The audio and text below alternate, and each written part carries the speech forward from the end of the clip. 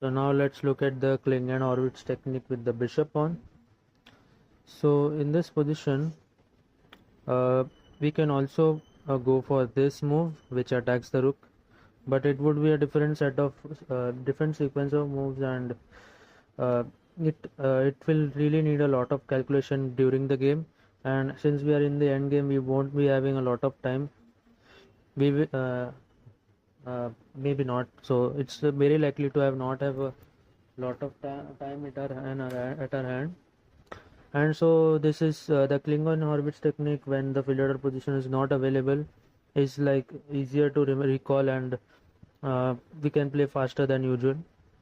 So first rook goes here, the king goes here, we just play this instead of this, because after this uh, the rook gives a check, king goes here, and once the the pawn gets here, and let's say king goes here,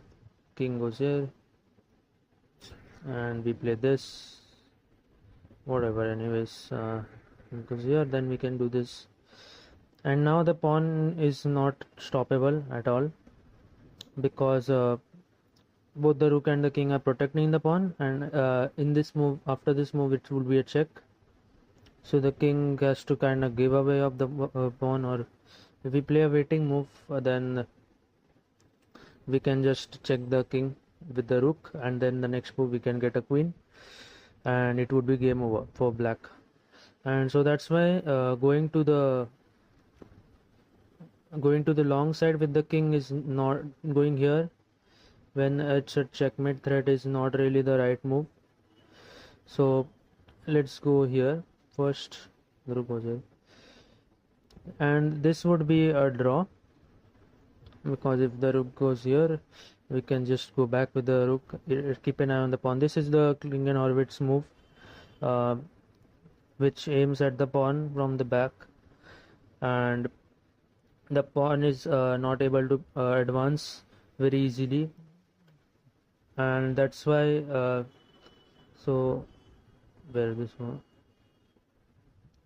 after rook f1, king would go here instead of directly here, because we can just play king g8 to the short side, not in the wrong side, otherwise it is losing for black.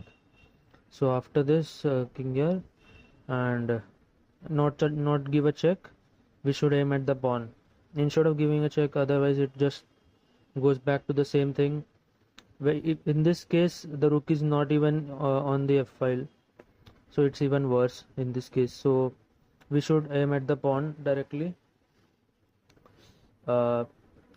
instead of when the king goes here, we should not give a check. So this also, in this position also, we are not letting the pawn advance.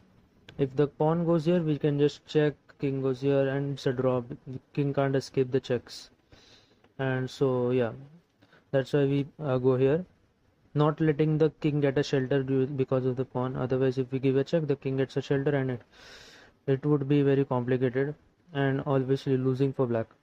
And so this is how we can play the when it's a bishop pawn, the same kind of setup, just that this gives us the feel that why the king belongs in the short side of the board, and the rook belongs on the long side of the board.